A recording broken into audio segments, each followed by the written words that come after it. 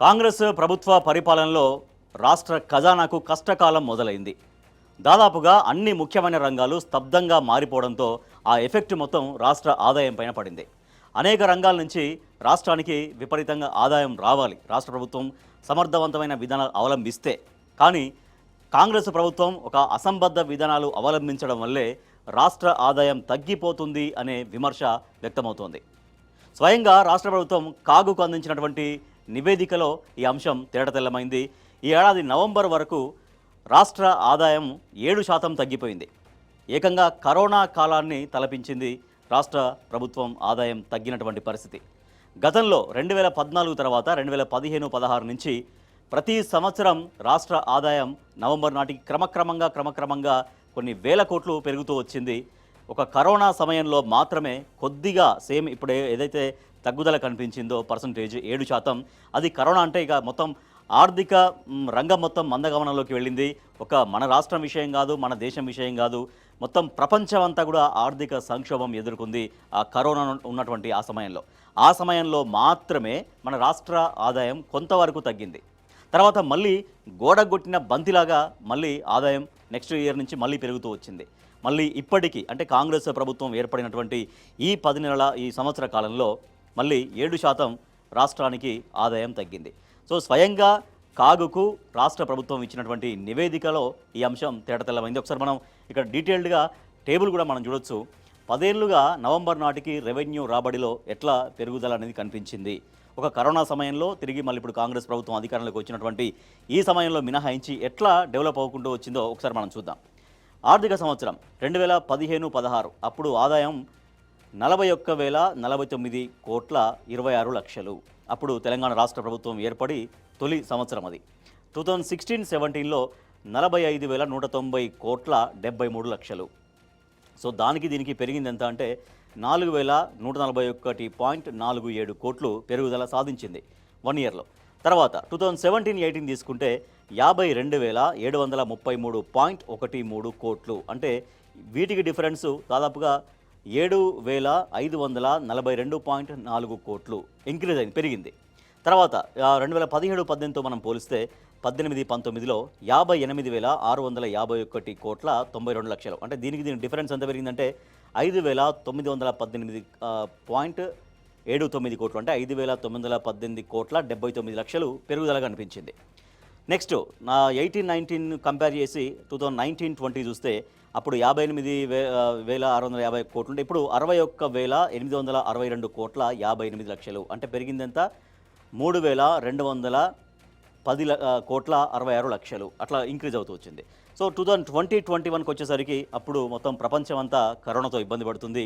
అప్పుడు 61 కోట్ల నుంచి 56,948 కోట్ల 2 లక్షలకి వచ్చింది. ఎందుకంటే అప్పుడు తగ్గింది. అప్పుడు ఎంత తగ్గిందంటే 4,914 కోట్ల 56 లక్షలు తగ్గింది గత సంవత్సరంతో పోలిస్తే, అప్పటి సంవత్సరంతో పోలిస్తే. ఎందుకంటే అప్పుడు మొత్తం ప్రపంచానంతా కరోనా వణికిస్తుంది. ఆ కరోనా సమయంలో కొంచెం తగ్గింది. అప్పుడు తగ్గుదల కంపేర్ చేస్తే 7% అప్పుడు తగ్గుదల. ఇక నెక్స్ట్ 2021-22కి వచ్చేసరికి ఏకంగా 74,940 కోట్ల 86 లక్షలకు చేరింది. అంటే మళ్ళీ ఎంత అయితే తగ్గిందో దాన్ని కవర్ చేసే విధంగా చాలా ఫాస్ట్గా గ్రోత్ సాధించింది. అప్పుడు ఏకంగా 17,992 కోట్ల 64 లక్షల వృద్ధి మనకు కనిపిస్తుంది చాలా క్లియర్గా. మళ్ళీ 22-23లో అది 74 కోట్ల నుంచి ఏకంగా 74,000 కోట్ల నుంచి ఏకంగా 96,000 కోట్లకు చేరుకుంది. 96,615 కోట్ల 19 లక్షలకి 22-23లో సాధించింది. అప్పుడు ఎంత అంటే 21,674 కోట్ల 33 లక్షలు మనకు ఇంక్రిమెంట్ కనిపిస్తుంది. ఇక 23-24 అప్పుడు కూడా ఇంకా బీఆర్ఎస్ ప్రభుత్వం ఉంది. అప్పుడు బీఆర్ఎస్ ప్రభుత్వ హయాంలో గత సంవత్సరంతో అంటే 2022-23తో కంపేర్ చేసుకుంటే 1,11,141 కోట్ల 37 లక్షలు. అంటే గతంతో అంటే దానికి బిఫోర్ ఇయర్తో కంపేర్ చేస్తే 14,526 కోట్ల 18 లక్షల వృద్ధి మనకు కనిపిస్తుంది. సో ఇదంతా కూడా బీఆర్ఎస్ ప్రభుత్వ హయాంలో 2015-16 నుంచి ఇక్కడ దాకా 2023-24 దాకా. అంటే అప్పుడు 41,049 కోట్ల 26 లక్షలుంటే బీఆర్ఎస్ ప్రభుత్వం చివరికి బీఆర్ఎస్ ప్రభుత్వం దిగిపోయేసరికి 1,11,141 అంటే దాదాపుగా 2.5 రెట్లు పెరిగింది రాష్ట్ర ఖజానాకు ఆదాయం. సో ఇక్కడ చాలా క్లియర్గా మనకు ఎట్లా పెరుగుకుంటూ వచ్చిందనేది చాలా క్లియర్గా మనకు కనిపిస్తుంది. అంటే అప్పుడు బీఆర్ఎస్ ప్రభుత్వ హయాంలో అవలంబించినటువంటి విధానాలు అందరితో కూడా రాష్ట్రానికి పెట్టుబడులు తీసుకురావడం విషయం కావచ్చు, అన్ని రంగాల్ని చాలా సమర్థవంతంగా నిర్వహించే ఒక పాజిటివ్ విధానాలు కావచ్చు, ఇవన్నీ పనిచేసినాయి. కాబట్టే ప్రతి ఏటా రాష్ట్ర ఆదాయం ఖజానాకు పెరుగుతూ వచ్చింది ఒక కరోనా కాలాన్ని మినహాయిస్తే. మళ్ళీ ఇవాళ కరోనా సమయంలో ఏదైతే 7% ఆదాయం అనేది కొంచెం తగ్గిందో, అప్పుడు అంటే పరిస్థితులు బాగాలేక తగ్గింది. కానీ ఇప్పుడు అన్ని రకాల పరిస్థితులు బాగుండి, అన్ని వనరులు బాగుండి, ఇవాళ మళ్ళా కాంగ్రెస్ ప్రభుత్వ హయాంలో 7% రాష్ట్ర ఖజానాకు ఆదాయం తగ్గింది. గత సంవత్సరంతో కంపేర్ చేస్తే నవంబర్ నాటికి 2024-25 నాటికి 1,03,300 కోట్ల 4 లక్షలు. అంటే దీంట్లో ఎంత అంటే లాస్ట్ ఇయర్కి ఈ ఇయర్కి ఎంత తేడా కనిపిస్తుందంటే 7,841 కోట్ల 23 లక్షలు ఆదాయం తగ్గింది. సో గత 2023-24తో కంపేర్ చేసుకుంటే అప్పుడేమో 14,526 ఇంక్రిమెంట్ ఉంటే అక్కడ 1,11,141 కోట్లలో దాని నుంచి 1,03,300 కోట్లకు చేరింది. అంటే దాదాపు 7,841 కోట్ల 23 లక్షలు తగ్గిపోయింది రాష్ట్ర ఖజానాకు ఆదాయం. సో ఇట్లా 10 ఏళ్ళుగా నవంబర్ నాటికి రెవెన్యూ రాబడిలో ఎట్లా అప్ అండ్ డౌన్స్ జరిగినాయి అనేది, ఒక్క కరోనా కాలం మినహా బీఆర్ఎస్ ప్రభుత్వ హయాంలో ప్రతి సంవత్సరం కరోనా కాలంలో ఏదైతే తగ్గిందో నెక్స్ట్ ఇయర్ ఇమీడియట్గా ఒక గోడకు కొట్టిన బంత్ ఎంత ఫాస్ట్గా వస్తుందో అంత ఫాస్ట్గా మళ్ళీ రాష్ట్ర ఆదాయం ఖజానాకు పెరిగింది. మళ్ళీ ఇవాళ కాంగ్రెస్ ప్రభుత్వ హయాంలో మళ్ళీ కరోనా కాలాన్ని తలపించే విధంగా మళ్ళీ 7% ఆదాయాన్ని కోల్పోయింది రాష్ట్ర ఖజానా.